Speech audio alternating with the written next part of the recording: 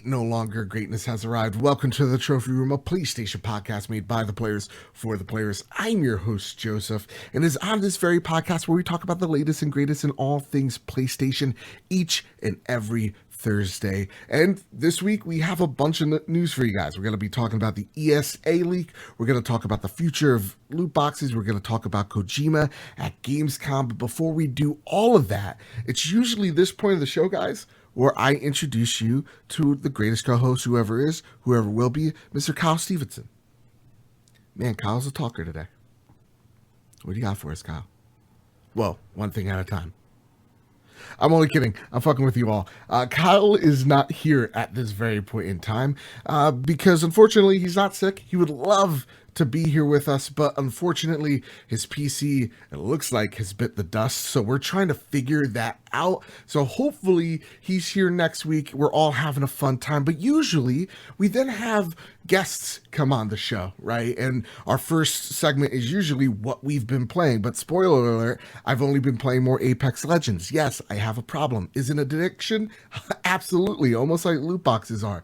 But here's the thing, okay? This day has been extra crappy for me, so I need to vent before we get to all the serious news because we got a lot of it.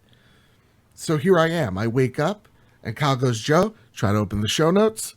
My PC blue screened, and I'm like, oh, damn it. But okay, fine. You handle your business.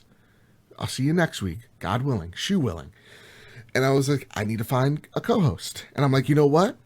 Not one person could replace Kyle on the show, right? That's impossible. We need two people to do that. So I get two people, right? I got Cam Connick. I got Edward Varnell. They're going to fill in. But then what happens? I get a notification on my phone. Torrential downpour warning from I think it was 2 to 6. And I was like, okay, fine. I don't know why my phone's going to tell me it's raining, but whatever. Who cares? It's just rain. 2019 weather is not going to get in front of a podcast like it already has this month. And no, that's not the case. All of a sudden, mid huge thunderstorm, I get a blackout. I'm like, uh-oh, this is not good news. Now, of course, the lights come on within 5 minutes and it's fine. Clouds part. I'm like, okay, cool. We're going to get our guests on. We're going to have a fun time. This is going to be awesome. Get another vibration on my phone going, actually, Joseph, my name's Siri. I fuck up a lot. Apparently, this storm's going to last from whenever the fuck it wants to. It's till 9 o'clock at night. And I'm like, oh, okay. And then middle of the day, around 4 or 5, I get another blackout. I'm like, are you kidding me? Now the lights, it's more like a flicker. It's like a brownout. I don't know. Is that what a brownout is? I don't know. And I'm like, okay, this is getting on my nerves now. And then an hour and 30 minutes afterwards, I text the guys and I'm just like, guys, it's raining. I don't know how bad this rain's going to be. But if I get another sign of Shuhei himself beaming down, I'm just going to cancel it for you because I don't want you guys to be recording at 11 o'clock at night, right? Right after I send that, there's I literally look, corner of my eye, I've never seen lightning strike so close in my life. And then my whole house shakes. And I'm just like, am I in the next Twister movie? What's going on here? I'm sick and tired of it. And so here I am. I'm just like, okay, I need to cancel it. Right? So now we push the show all the way to 11 o'clock. So it's going to be a little late when it comes out. But that's been my day. It's been eventful. I feel so horrible for our guests. I feel so bad for Kyle because I know how much the show means to him. But we're going to make it up to him the best way we know how. So with that, this comes from Christopher Dridge over at gamesindustry.biz. And it is: the ESA has accidentally leaked personal details of journalists, YouTubers, and analysts. Let's read this story because it gets a little crazy. The private details of 2025 games industry journalists and video producers have been leaked online. The list was accessible via a website through a download link. Organizers of the Entertainment Software Association told GameIndustry.biz that they quote-unquote regret the occurrence and have removed the link. This list includes names, publications, home addresses, email addresses, and phone numbers of game journalists, streamers, YouTubers, plus financial analysts and investors. Now, here's just a small quote of what ESA had to say. They said the following: "The Entertainment Software Association was made aware yesterday of a website vulnerability on the exhibitor portal section of the E3 website. Unfortunately, the vulnerability was exploited and that list became public. We regret this happened and we are sorry." Now, here's the deal. There's more in quotes of what this exhibitor site did for people, and what it exactly did was it made it so that if you're a organizer of the event, you could then reach out to streamers, you can reach out to producers, YouTubers, whatever the case may be, and invite them to your game events. So this portal was kind of like a mediary to ESA and the exhibitors who are exhibiting the event. Now, this leaked out and it was a firestorm, right? People are like, how can this get any worse? This is already awful, because people's personal informations, their home addresses, their phone numbers. Like, I know people who literally I saw on Twitter, they're just like, well, I just got a text this morning from a stranger. I just got a phone call from someone. God forbid what people are going to be getting in the mail because of this leak. Like, this is huge. How does it get even worse? Well, it's also to mention that 2004's list and 2006 lists have also been compromised. So the question is, how big is this problem for the ESA? Because they run E3. Have they shot themselves in the foot where this year, this E3 wasn't that great, right? Everybody was kind of down on it. Everybody's talking about how this E3 wasn't needed, right? Is this the last of E3? We're seeing people like Microsoft, Sony, Nintendo doing their own things. We have the Stadia Connect in a few weeks, right? Why and what is the point of E3? And now, why even go if your personal information has been leaked so easily? I don't know. Like, this is a terrible controversy. And I feel horrible for everybody involved, because it's nobody's fault but the person that leaked the information out in the first place. Because apparently she contacted the ESA. It was a small YouTuber. She contacted the ESA and she thought that they worked on the issue. And then she put out her YouTube video and kind of almost like an instruction manual of how to get this list in the first place. It was kind of shoddy journalism. And now everybody's personal information is at risk.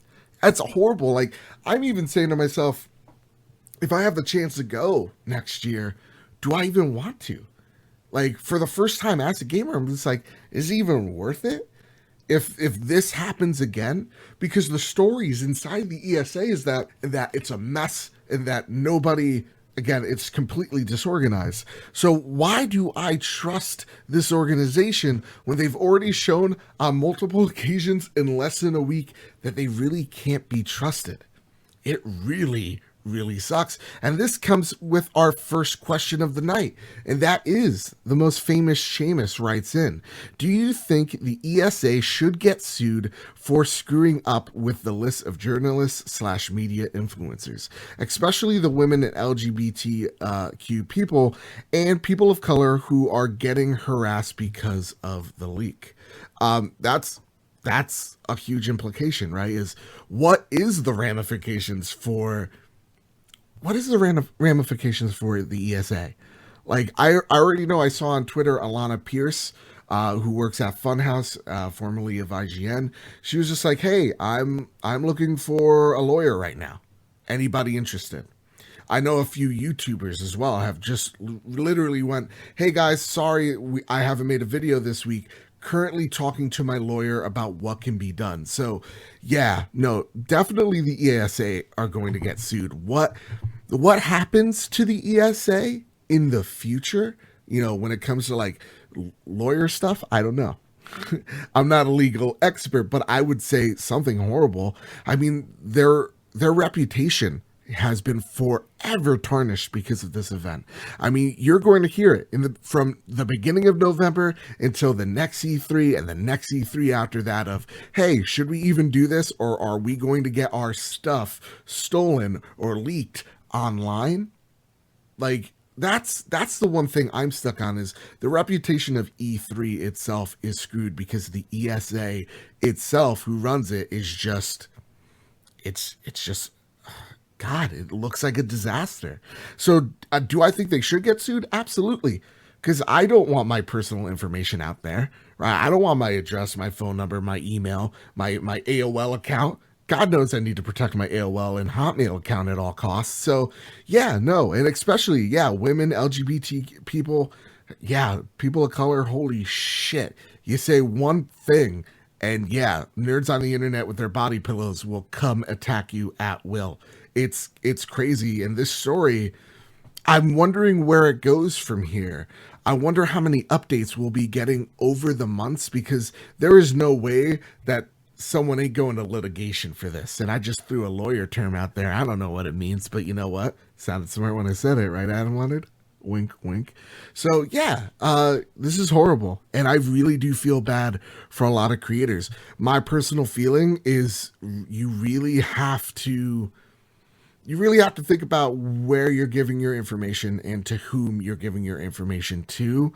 And you think you're safe because this is a huge organization, but it really is just, wow, a disaster. I would be livid right now if I was a creator. So yeah, no doubt is the ESA going to be sued. It's to what extent and how much money and how much restitutions they're going to have to pay up to the people that have been affected, because it's literally awful. So with all that said, with all that out of the way, I'm not a lawyer. I'm just maybe an old-timer podcaster, but I said the ESA is a fucked. So with all that said, with all that out of the way, let's get to our next story, shall we? And that is No Man's Sky's Beyond update launches on the 14th of August, along with PSVR support. This comes from Liam Croft over at Push Square. No Man's Sky's next big update, titled Beyond, will arrive on PS4 in just a short few weeks on the 14th of August. You know this person's European because they put the 14th in front of August, and you're really screwing up my dyslexia, so that's a strike on you, Liam. The patch, which is free for all players, includes huge updates rolled into one large content offering, which is a mix of features the team of Hello Games dreamt of, as well as a reaction to how well the community took the previous next update. The Beyond update will contain the newly expanded online experience described as a radical new social and multiplayer experience which empowers players everywhere in the universe to meet and play together. Alongside that, PSVR support allows you to experience the entire game through Sony's virtual reality headset. Sean Murray signs off by committing even more free updates to No Man's Sky's players after Beyond, with more details on the upcoming patch to come before release. Now, this is awesome. Every time people talk about No Man's Sky, even us on the show, we just talk about how awesome it is that these guys and gals over at Hello Games did not give up on this game. And to see what was something that originally came out, and it was just, for the most part, disliked amongst the community, amongst gamers, and seeing it come around and have a huge community of players behind it is something always really great to see. Like we talked about a few weeks back, where the community is in love with this game so much that they bought a billboard right in front of Hello Games Studios with just like, thank you for making this game, type of like, thank you, we love you, with all that support. That's what devs need. Right? That's what people just need. A little bit more love and admiration for each other. That goes a really, really long way. You know, I was talking about earlier this week of like, when you tell a creator how much your content means to them, it means everything to us. So seeing them give back to their community multiple ways for free is really awesome. Now, I don't even know if there's microtransactions to No Man's Sky. Let me know in the comment section down below if there is. I'm pretty sure there isn't. So it's really awesome to see years after, not just fixing their mistakes, not just even giving another free expansion on top of that, which is what I'm going to be calling it because these updates are huge. It's awesome to see that they're giving these things up for free. And I'm just wondering where the money comes from. Is it just coming from people rebuying this game? Is it coming from people that are just then reignited or then found interest in this game because they added PSVR support? Going, you know what? Last 2 years, wasn't a fan, but now that there's PSVR support, I'm in. Like, where do they keep finding new people to join this community? That's the thing that I ponder, because I'm just like, how are they still making this game and not charging, some type of stupid loot box for it? That's the thing that I wonder about. And when it comes to PSVR, I'm going to say it for the first time in a very long time, maybe because the summer months, it's so dry, and yeah, I am only playing Apex and I'm thirsting for something different to play. Maybe I will check this game out again and try the PSVR. I know for a fact you can use the move sticks, so you can have your mining tool and whatever else is on you, and you could use it like you're using your hands, your arms and stuff. That's awesome. I wonder if there's DualShock 4 support. I haven't seen that. I only see in promotional materials the move sticks, but either way, this is awesome. And I hope, very much hope, that this isn't just a PSVR exclusive, that this extends far beyond that, because for me, when it comes to VR, I want to succeed. And though I love my PlayStation VR, I want to see this on multiple platforms, because when VR succeeds, PSVR succeeds, and when PSVR succeeds, PlayStation succeeds. It's just a chain of success. And so with that, I want to know in the comment section down below, are you picking up No Man's Sky's Beyond update? What are you excited for? Because I know there's more than just VR. Let me know in the comment section down below. And with all that said, let's get into the next goober on the list. And that is Kojima to premiere a new look at Death Stranding during Gamescom's opening night. This comes from Brianna Reeves over at PlayStation Lifecycle, and she says for the first time ever, a pre-show for Gamescom will be held ahead of the event on August 19th. I like what you did there, Brianna. All right, you put 19th where it belongs, behind August, behind the month. All right, I like it. Stop trying to buck trends and put the date like the last guy. Very European. I don't like it. The Game Awards, Jeff Keighley will host Gamescom opening night live, an announcement show set to feature a number of big reveals and surprises. Kojima is set to appear on the pre-show to premiere a brand new and exclusive look at Death Stranding. So, here's the thing. I've heard a lot of rumors with the announcement of Kojima coming to Gamescom August 19th. Again, August 19th behind it. Gosh. I've heard a lot of rumors that like Sony Australia, or PlayStation Australia rather, they took Death Stranding off the list of PlayStation exclusives. We talked about on the show how the PlayStation exclusive is not on the cover art whatsoever. And a lot of people are thinking that this stage is where Kojima is going to announce the PC version of the game, because Gamescom is usually a smaller show, and so maybe that's how Kojima is going to get away with announcing this game for PC. Now, here's the deal. There's no way. There's no way with the Sony money, with the Sony push, that Kojima is going to break from that and just go, hey, this game's coming to PC. There's no way he is on stage to announce the PC release. I think the PC release is probably going to be announced just like with every other PC release, probably a year afterwards, and then where the hype's kind of settled down for the game. That's where I think the PC release is going to happen. It's sometime next year. It's kind of similar to that of like Nier Automata.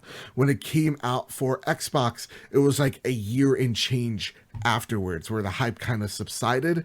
That's where I think Kojima is going to announce this game for PC somewhere in January. And now a lot of people are also saying or speculating that this game is going to be coming to Stadia in the future because Jade Raymond visited the studios of Kojima Productions. And I think that is a very bold statement. I'm not going to sit here and tell you that it's not going to happen whatsoever because technically Stadia isn't a console, right? Like I don't know how the legality of, hey, you can't put this game on Xbox, that was written a few years back when nobody knew about Stadia. So does that mean like, hey, technically I can go in between this contract and, get my game on another platform that wouldn't exist? I don't think that would be the case because I would think lawyers have that contract down very tight. So to me, I don't see this as a PC release. And I'm even going to say this with what Hypecaster wrote into the show. He writes in saying, Death Stranding is announced its delay at Gamescom. Not a question, just a statement. Read it on the show, you cowards. Well, I did, okay? I did. No, this game's not getting a delay. All right, it's coming out November. We're going to play it in November. The thing I really need to see here, I need to see gameplay because everything else I'm intrigued enough to buy this game. I am. Like, they showed a snippet of the Heartman trailer of what this guy is, and every 21 minutes he fucking dies. He goes into cardiac arrest. That must be a trip. And then he visits the Hades, the I don't know, heaven. He visits his kids for maybe a minute and a half. We don't know. And then he comes back. And that exchange between him, or really just like a monologue with him and Bridges, had me really interested and hooked to what this game may be, but I need to know what this game is, because if this is, Kojima's been touting it as like this game's going to change the way we look at games. That's cool, but like even like Rockstar tried to tout that with Red Dead 2, and really it was too, for me, it was too much. I know this sounds stupid. It was too much high art and not enough game, where it forgot, it was telling a piece of time rather than trying to tell me a story in a game that I could relate to. That was my problem with the game, was like the mechanics, riding the horses, shooting was still archaic for this time. And though the story and the set pieces were great, it was just, it kind of forgot it's a game. And that's what I'm afraid with Death Stranding, is that Kojima is going to forget to put a game in this game. Yo, dog, I heard you like games. So yeah, I can't wait to see what happens with Kojima, with Death Stranding at Gamescom. I'm excited to see, man. I'm optimistic. I really like to see Gamescom step it up and go, no, we're a big show too. I love that Jeff Keighley is having a show where, all these little games or big games get to come on, share a stage, and share what is the beauty of video games, all these awesome game releases. That's really cool. Again, ESA, you better watch. I'm just saying, there's a lot of people like Gamescom, like Jeff Keighley, who are putting a lot of thought into these ways of connecting with gamers that E3 is just losing it. With that, let's get to the next story on the list. And you know what? Before we do, can I just take a drink of water? Just for a second. I'm sorry. This is a Nintendo bottle. My apologies. I know, this is awful, but refreshing. And you know what? It's a kick-ass bottle. I don't apologize. Don't apologize for anything. Destiny 2. Shadowkeep delayed 2 weeks along with New Light to get the next big step in the series right. This comes from Chandler Wood over at PlayStation Lifecycle. Oh my Jesus. Originally set for release on September 17th, Destiny 2 Shadowkeep, the next major expansion in the Destiny universe, has been pushed back to October 1st, 3 days before my birthday. Thank you, Luke Smith. Along with this delay, the free-to-play Destiny 2 New Light base game has also been pushed back to October 1st, 2019's release date. Bungie released a statement on its blog talking about the delay. Luke Smith, the creative director, said this: "This fall is the first step on a journey for what our team wants Destiny 2 to become. A place for you and your friends to play anytime, anywhere, owning the action MMO and RPG elements that we love about the game and crushing barriers to entries for friends. We just need an extra bit of time to take the first step. We don't make this decision lightly. We know for some of you, us too, Destiny releases are events where you take time off work or develop a sudden sickness that keeps you from school or work. We get it. A bunch of our team takes some time off to go on our own Destiny jacket quest. We're sorry for screwing up your plans, and we wanted to share this information as quickly as we could." This is really awesome. This is the article. Back to me. This is really awesome. This is Bungie really owning their independence. And really, they talked about it a few months ago, saying, listen, we don't want to crunch our team.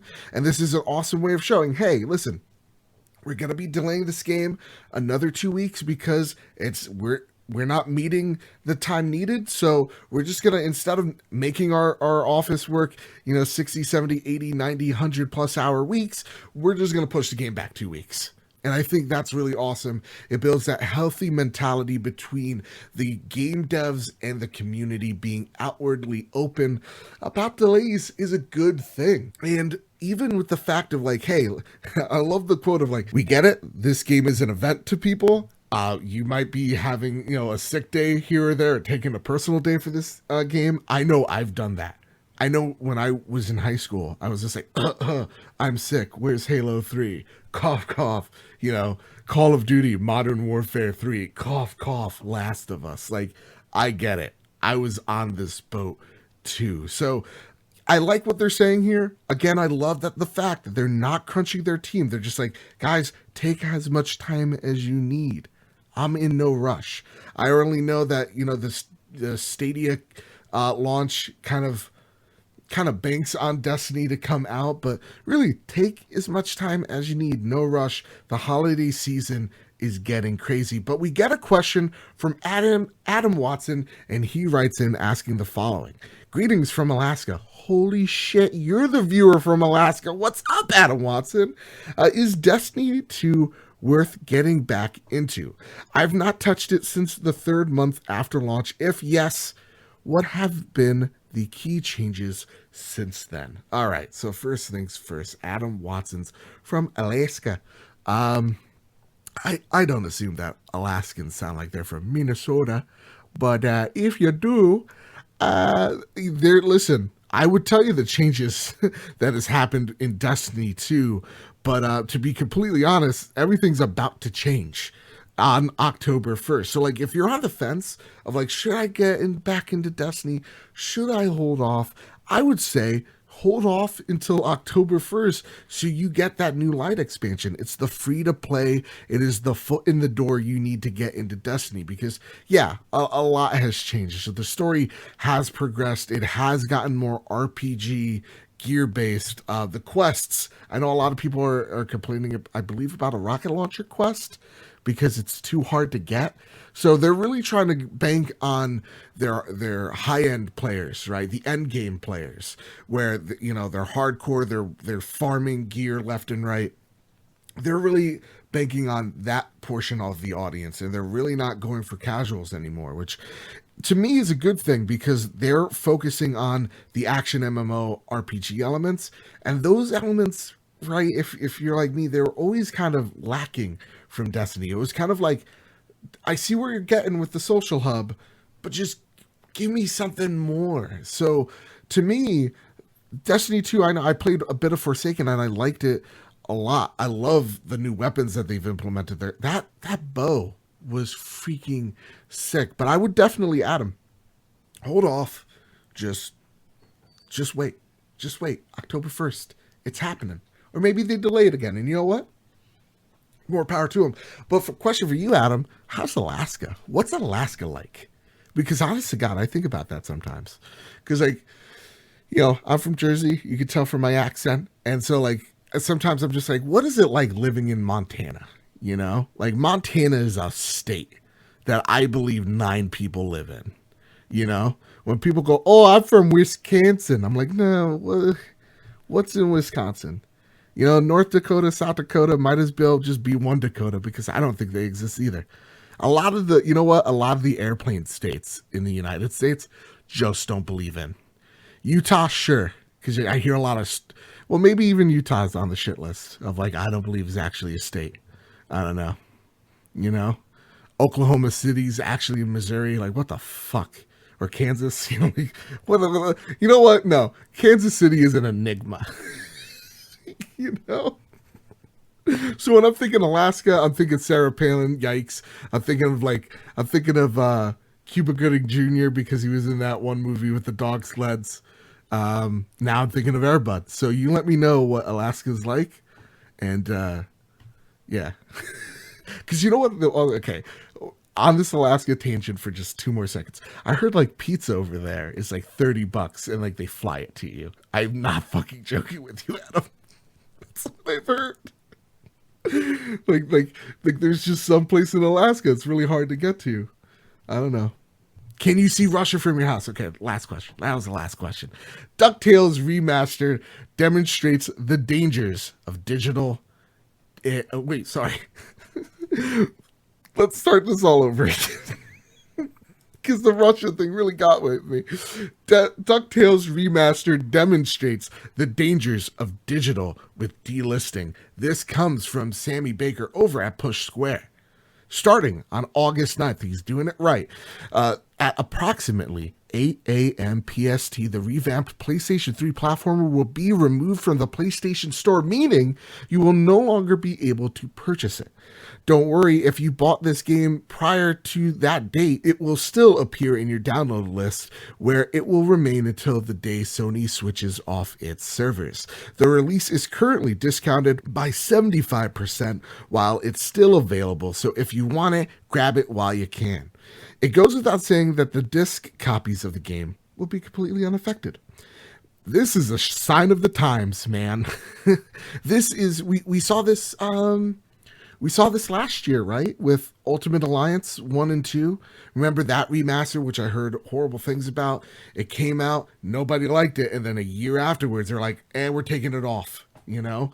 And the reason why they delisted it is Marvel Ultimate Alliance 3, Nintendo had that deal with, right? With Marvel. And so the way I see that deal was Activision saw that they were going to be losing the license of Ultimate Alliance. Then they were just like, okay, well, let's make a really cheap port of this game, sell it at a premium, get our money while we can, and then just run out the door with our, Scrooge McDuck money. Talking about DuckTales. Holy shit, I lassoed that one in. So yeah, I see this as the same. I actually think this delisting means that there's probably another DuckTales game in the works, and that's why they delisted it. I know because like now there's a new DuckTales. I think Danny Moynihan's in it, and he's hilarious. So maybe in a totally different art style, maybe they don't want to confuse a young demographic of what DuckTales game is the old one and what DuckTales game is the new one. Or it just means it's going to another publisher, and that's why this DuckTales game is getting delisted. There's multiple reasons as to why. All of them suck. As I'm even trying to just wrap it around my head, this all sucks. This is the dangers of digital distribution, because what happens when Sony switches off that server, right? That's not your game's dunzos.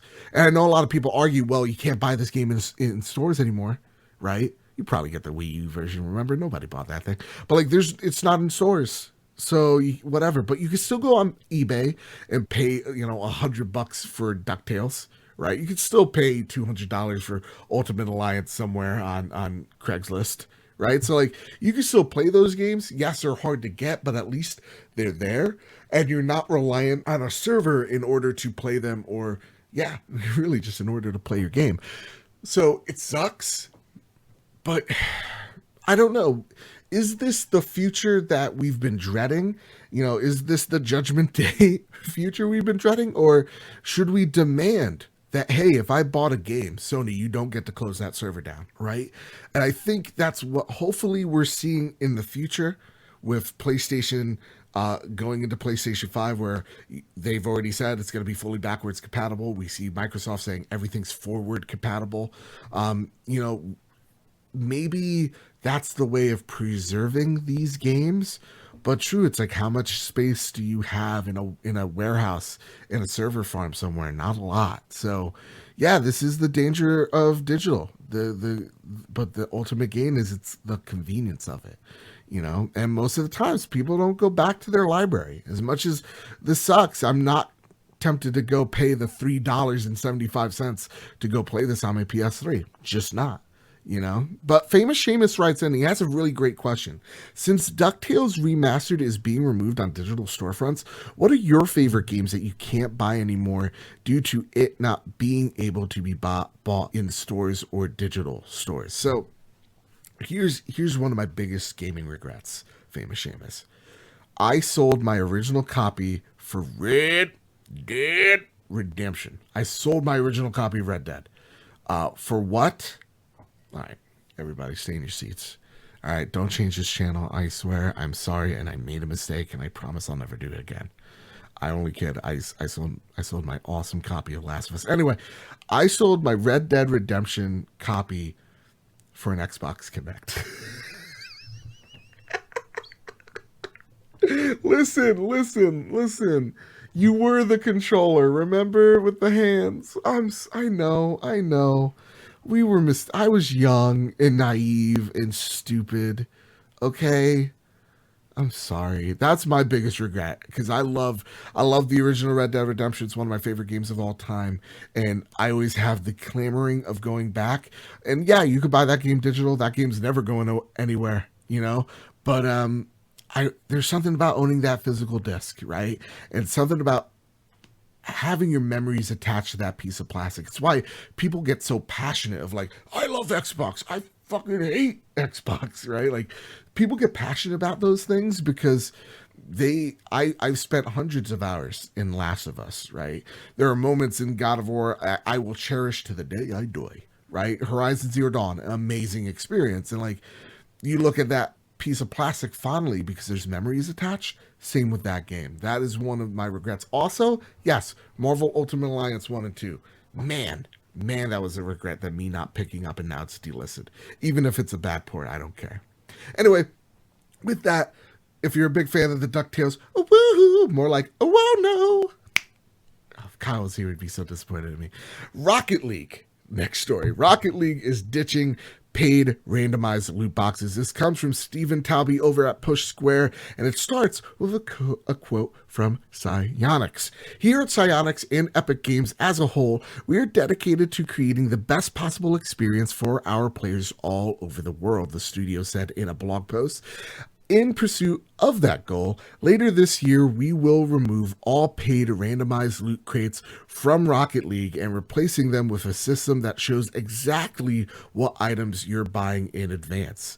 Now, going to the article, not all premium services are going away, however. The Rocket Pass, DLC vehicles, and esports shop items will still be available for purchase. Psyonix is simply removing the random element of the crates, and you will see what items you're getting for your money before you pull the trigger. Microtransactions will still be in Rocket League, but at least you won't be splashing out cosmetics you don't actually want. Thank God. Praise be to Shu, also with you. This is awesome. This is the first big step in getting rid of loot boxes, one of the biggest games in the industry right now in esports, getting rid of them. It's awesome. I heard Fortnite, also their Save the World mode, is also getting rid of loot boxes as well. I think they were like llama pinatas. So awesome. Loot boxes are dumb. They are stupid. And as long as you have items that incentivizes people to buy them at reasonable prices, people will buy them. And I mean, we've seen that with Rocket League, right? Countless crossovers, whether it's Jurassic Park, whether it's Batman, whether it's Back to the Future. And yes, every single version of that game that I have on every single platform, I've bought that car on and don't regret it. It's a fucking DeLorean. They're all like $1 or $2. So you don't care. So like, as long as games tell me what I'm buying up front and don't hide it behind a 20-sided dice, I'm fine with it. And with that, we're going to go even further into the next story that's kind of just tied into this no loot box story. The ESA, yeah, we're talking about them again, says Microsoft, Sony, and Nintendo will start disclosing loot box odds. This comes from Ethan Gotch over at Kotaku. He writes, the Entertainment Software Association has announced that Microsoft, Nintendo, Sony will be required to implement new policies requiring the disclosure of all loot box odds for games on their platforms. And it comes with a quote.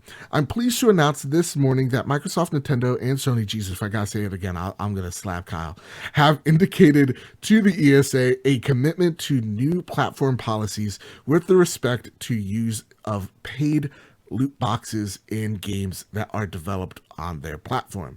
Mike, I'm not going to try to pronounce that name. Warchinecki, ESA's chief counsel, I tried, for tech policy, said earlier today at a workshop on loot boxes held by the Federal Trade Commission. Another quote, specifically, this would apply to new games and game updates that add loot box features and would require that the disclosure of the relative rarity probabilities of obtaining randomized virtual items in games that are available on all platforms. Holy Jesus. That was a tongue twister of a quote. When asked about these coming changes, a Sony spokesperson gave Kotaku the following statement. SIE aims to ensure PlayStation users have access to information and tools such as parental wallet controls that will help them make informed decisions about in-game purchases.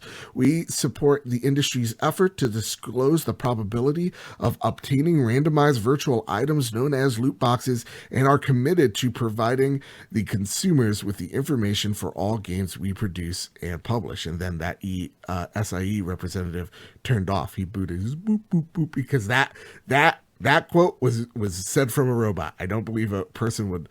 The virtual decisions made. No one talks like that, dude. Jesus Christ. What they're saying here is, yeah, SIE, we always try our best to make sure that parents are in control of the wallets, that people are always safe when they're purchasing things on our store. Now, we all know that's bullshit, right? We're Sony, we're a PlayStation podcast, but that's bullshit. They want you to spend as much money as humanly possible. And they're only doing this, Sony, Microsoft, Nintendo, they're all only doing this to get the government off their back, because what have we heard ever since Battlefront 2 is how evil loot boxes are. They're the devil. And then we see state legislators, we see Congress people, senators looking down, forming committees to look at loot boxes, whether it's here in the States, whether it's in parliaments in the UK, France, or Belgium. They're all looking at loot boxes. And so they have been tarnished, right? We just talked about Rocket League getting rid of loot boxes in their game.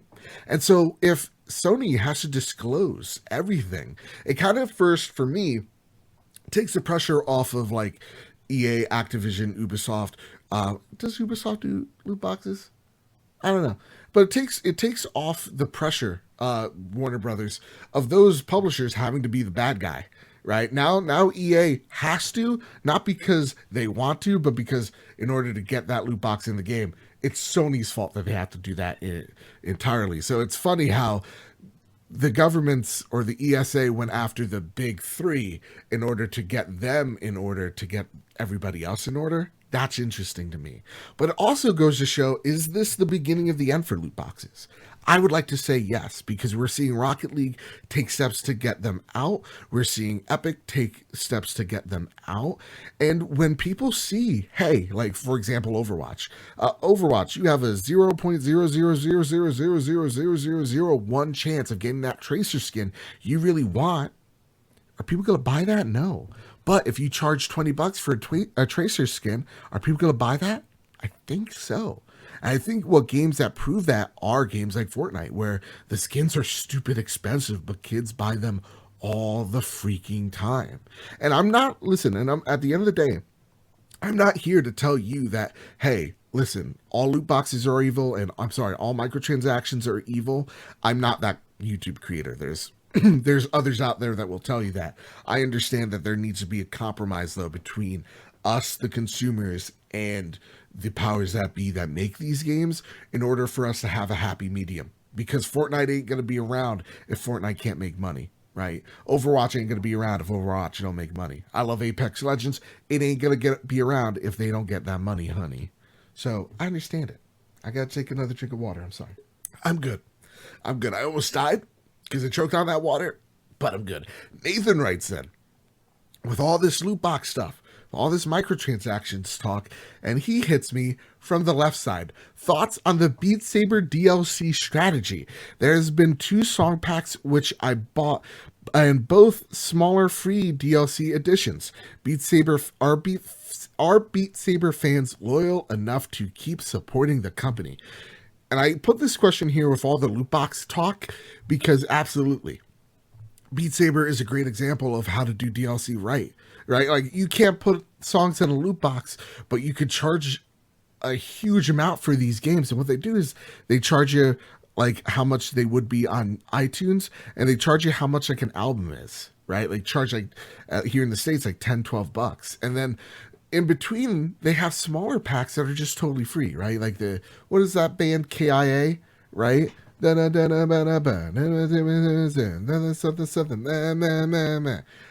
song. Wake up.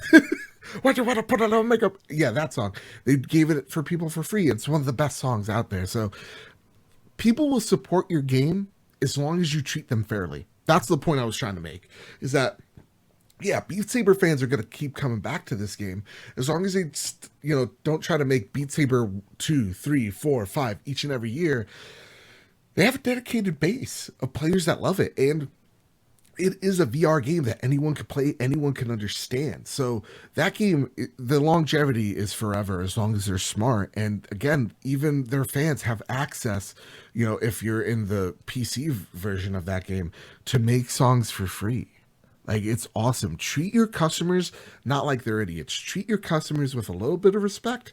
And trust me, not from experience, it goes a really long way. Because I don't just buy any DLC that I come across. I have to be incentivized in order to do that, right? And if I feel like, hey, for example, Apex Legends has a horrible battle pass, but I bought it because, hey, I really, really like this game and I want to support them because they're doing a great job for me. And I think that's where the industry is pivoting now, is more towards battle passes and more towards these, I guess they're reverting even back to, in some cases, season passes, like you see with Assassin's Creed. So microtransactions, we need to get into our heads. They're not the devil, but at the same exact time, we need to make sure that we're putting companies in check so that they don't take advantage of us. With that, man, what a show, right? I feel like we did a really great job so far, right? Talked about loot boxes, how, hey, it's a give and a take. We talked about DuckTales. We talked about Destiny Shadowfall. We talked about Kojima at Gamescom. We talked about the ESA twice. No Man's Sky. This week's the best. Nothing could go wrong. What's that? I'm sorry. Oh, Future Joe just told me. The next story is Trump McCarthy cite video games as a driver behind mass shootings. Jesus Christ. Devin Cole, CNN. Great. Before we get into this story, I gotta lay down some ground rules, okay? I saw on Twitter a streamer, and I'm just paraphrasing here, going, you have an moral responsibility if you have an audience to spread the word that, video games don't cause mass shootings and that guns cause mass shootings. You have an obligation, right? There are people in your streams that could vote. You need to tell them, you need to spread the word. Enough is enough. Stop blaming my hobby. And I saw my good friend, Bobby the Nintendo Guru, going, no, the fuck I don't. Like, people come to me because I talk about video games. I give them a little bit of escapism here and there. Again, paraphrasing. He doesn't talk as cool as I do. And I walked away from that thinking, I think they're both right, and I think they're both wrong. So here's the thing. Here's what we're going to do right now. If you don't want to hear what I'm about to say, fair, right? Because I don't want to talk about it personally, right? Because all I'm going to get is a bunch of YouTube comments calling me a cuck soy boy and going like, I used to be a subscriber to your channel, and now that you said things that I don't personally agree with, I'm going to unsubscribe, and I'm going to dislike, and I'm never going to watch your video again. I hope you really think about that next time you try to get all political. Okay? Okay, goodbye. Click. And I don't want to deal with that. I don't. So here's the deal. I get it if you don't want to hear this story. So what I'm going to do is put it in the time codes and in the YouTube description. So you could just skip it. Or since we're closing out the show after this story, hey man, I'll see you next week. No harm, no foul. Because honest to God, I get it, man. It's real depressing. I don't want to talk about shootings. But sometimes, like we did it last year with the Madden shooting, unavoidable, right? Sometimes real life hits you in the fucking face and you can't just walk away from it. And so when I look at those two tweets, I go, people come to me for video games, but you stay for me. You stay for the creator. And I know that sounds like I have a God complex all of a sudden, but it's true, right? You stay for me. You continue to watch my videos. You subscribe, you like, you share because you see the passion that I put in, whether it's my thought process, whether it's the graphics, you see my passion. And I can only talk about things that I am passionate about. And I feel like I need to do this for me because that's why I make content. Because I have a mental roadblock that I need to push through. And the only way I can push through it is by talking about it. So you don't have to listen. I just need to vent because a fucking 10-year-old girl was shot at a fucking Walmart for buying school supplies. Think about it. Sometimes in life, you have to be a little uncomfortable in order to get shit done. So we're going to be a little uncomfortable today. I hope you guys are down for that. The comments from the two Republican leaders come as a grieving nation struggles to agree on ways to prevent future gun violence in the wake of massacres in Texas and Ohio that left at least 29 people dead. More as the end of this. Congressional Republicans have resisted efforts to restrict the use of availability of assault-style weapons and sweeping gun control bill that passed in the House with bipartisan support in February requires a universal background checks have not been considered by the Republican-led Senate. This is Donald Trump's quote. We must stop the glorification of violence in our society, Trump said in remarks from the White House Monday morning as part of efforts that he believes the nation must take. That includes, in his quote, the gruesome and grisly video games that are now commonplace. This is a separate quote. He says, mental illness and hatred. Pull the trigger, not the gun.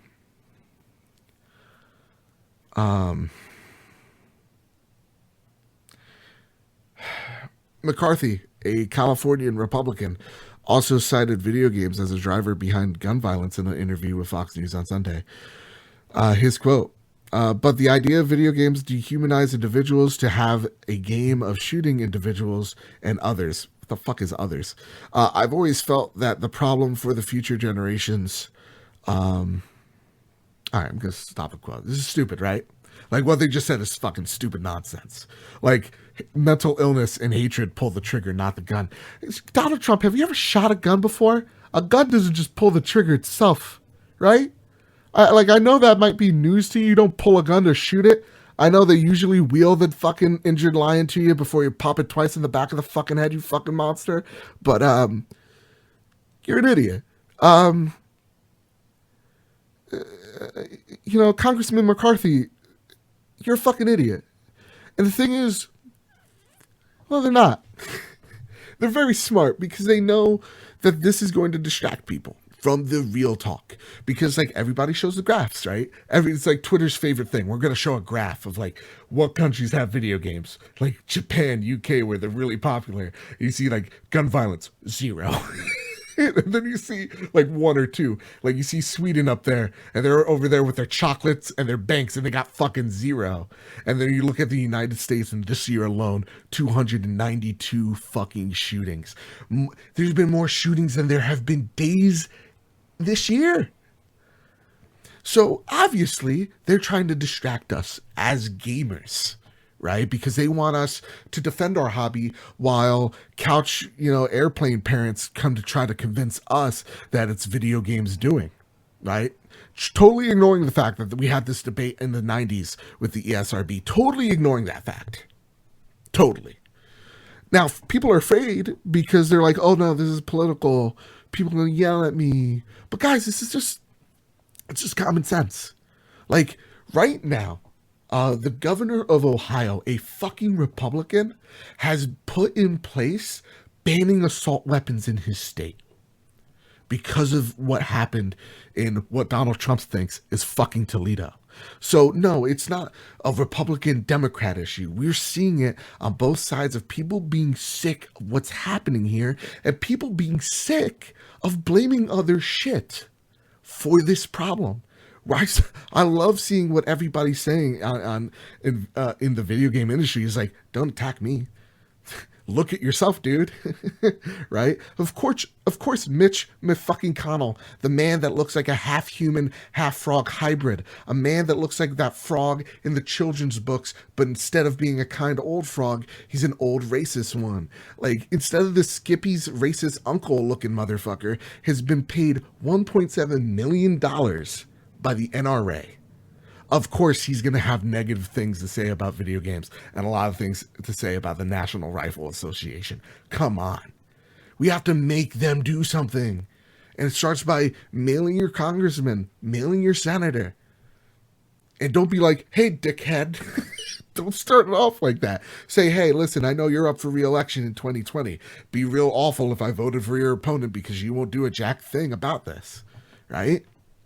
It's stupid. It's stupid. It's dumb and it's stupid at this point. And I feel like the consensus is that people are just sick of this. They're sick of it. I feel bad for like my Republican friends out there. Because like all the time you guys are treated like assholes. Right? Like all the time it's your fault, right? At least that's what everybody makes you believe. But like when I talk to people who are Republican, they're just like, yeah, no, I want this to stop and I want regulations. Right? Like when I talk to people who are gun owners, they're just like, the fact that I could get a rifle so easily, yeah, no, there should be regulations to make sure that fugitives and people with severe mental illnesses cannot get their hands on guns. Which, fun fact, Donald Trump, the president of the United States, made it so that it's easier if you have a severe mental illness to get your hands on a gun. You could be literally certified mentally ill. You can still get your hands on a rifle. You could literally be a fugitive. What the fuck? And you could still get a gun because of a law that Donald Trump put in place. Or repealed, rather. Like, isn't that fucking crazy? I could be running from the law and I could buy a fucking gun. Come on. And it's video games' fault? No. Stop it. Stop with the nonsense. Stop it. Stupid. All right, that was my rant. Okay, it's not video games' fault. Next time, what we need to do in the meantime is I saw this awesome father who lost his son during Sandy Hook, and he made Sandy Hook Promise. It's a nonprofit organization, and what they do is they give talks around schools, teachers, advice of what to do in a school shooting or active shooter situation. They help prevent suicides and gun violence. Awesome organization. Follow those people. Donate to them. Please donate to hope and love. And don't be afraid to be uncomfortable. Please. Please. That's all. Again, Republicans, Democrats, I love you both. We can solve this together with compromise. You know, we have a problem, and this is kind of goes with like branding. itself. It's like you're an Apple guy or an Android guy, right? And you'll argue about which one's better. And at the end of the day, they're both shit. You're an Xbox guy or a PlayStation guy. And the fact of the matter is you play 90% of those games on both systems, right? You know, you're either a Democrat or a Republican. At the end of the day, you're still getting fucked. So like, stop just being in a camp for the sake of, well, my dad's been Republican for 14 years, or like, well then my parents have been Democrats for 40 years, and I'd be a Democrat. That just vote for people who are actually going to give a shit about you. Duh, done. It should be that easy. It should be that simple. Easily. And stop cheering when people on the other side lose. What the fuck did Michelle say? When they go low, we go high. Last week I saw this whole PAX thing, and I saw all my liberal friends just like, Colin got kicked out of PAX. This is the greatest thing ever. And all you do when you cheer is you look like an asshole. You look like a dipshit. And you look like the villain. And so that more people who, again, I don't know much of Colin, but like more people will look at Colin and go, you know what? This guy's being real nice to his community, and all these people are just throwing shade at him. So fuck these people. I'm going to go give a listen to this guy. Just be nice to each other. Maybe if you showed, hey, PAX messed up, cool, and you just lived your day, you made just one little cheap joke, and then you moved on, right? Like I was just like, hey, PAX, looking for a PlayStation panel? Bam, good joke. I got out of there unscathed, right? With the whole gun issue, I was just like, the worst thing video games have done was introduce white people to the floss, and it is 100% right. It is the worst thing video games have done. Jesus, I want it to end. Ellen did it. It's enough. All right, white people, stop it. Knock it off. I'm.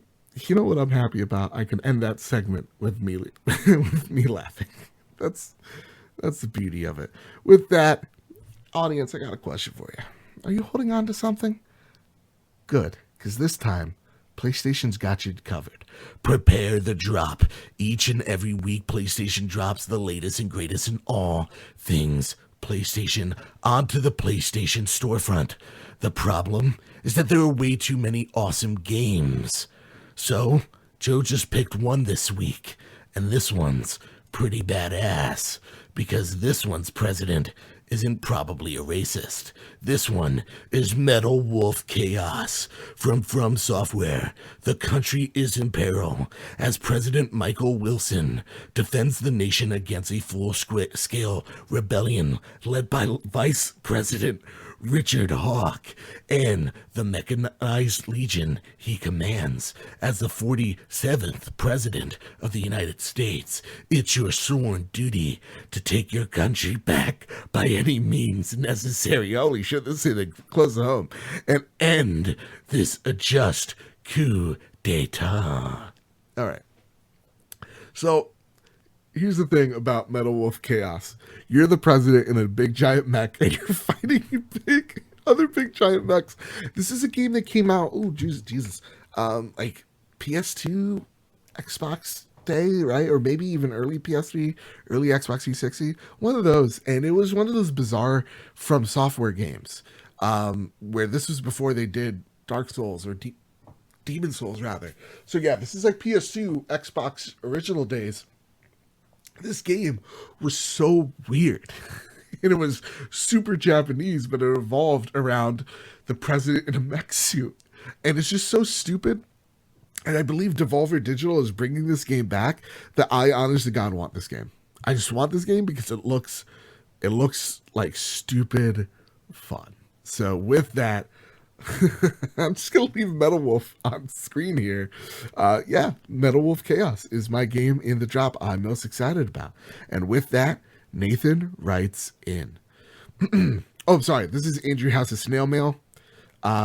Each and every week, you can write in your PlayStation question, and you might get a PlayStation answer. You can write in via the Casa de Bad Bit Discord server or at PS Trophy Room on Twitter. I'm sorry, I'm running out of steam. What can I say?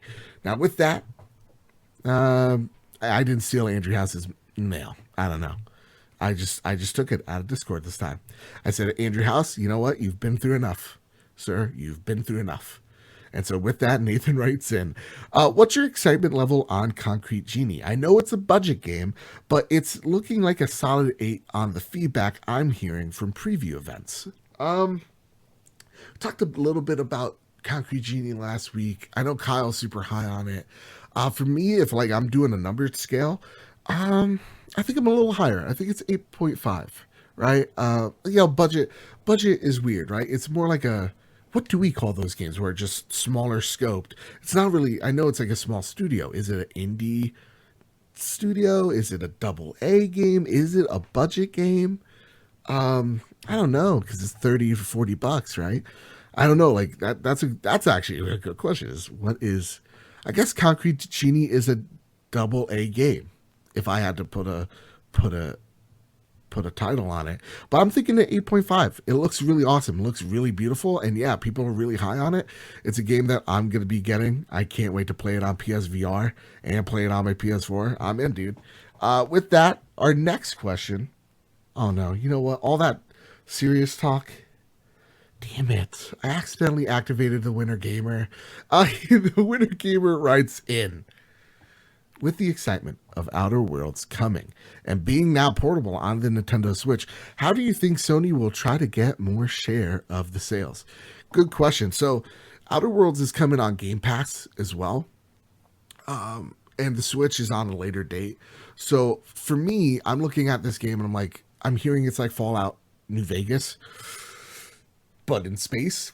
Has me sold. I think for the timing, I'm going to be holding off on this game. But in order for PlayStation to get more shares of this game, it just needs to come out on PlayStation, which it is, right? Like, that's a beautiful thing. With Game Pass being there, people are going to be excited it's on Game Pass for sure. But if you're a PlayStation fan, we've seen game after game, things sell better on PlayStation 4. So they really don't have to do much, right? They just got to cough and go, it's also coming on PlayStation. And people will come, With that, the next question from the Winter Gamer, you activated him so nice. He had a question twice. Do you think Sony will announce a new PSVR that is wireless and so that gamers could let others use the TV and pop on the wireless VR to play games through that? Or maybe have a unit where you could download games onto the PSVR unit itself, maybe even resurrect the Vita?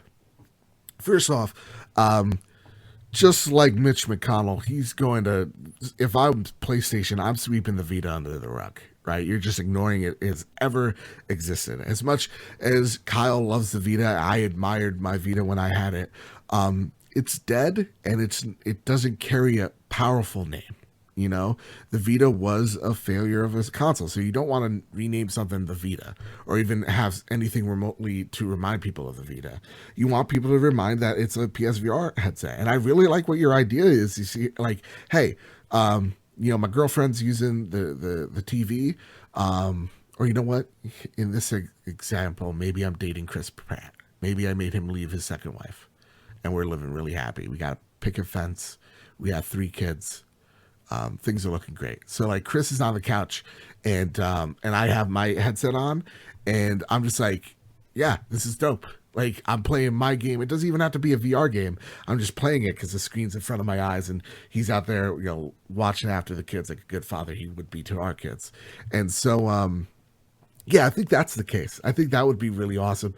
But I was even asking this to Josh Silverman over at CalCod before we started recording, which was, what is the next step for PSVR? Is it just like something of, hey, it's a more of an Oculus Quest where it is just VR on the go, quote unquote? Or does it take the Index line or the Vive line of, no, this is a VR machine and it's doing all the cool bells and whistles. It'll see you from outer space and still work type of stuff. So to me, I would like to say that it's more portable, that they don't, I don't care about like, as long as the screen quality is better and it limits the screen door effect.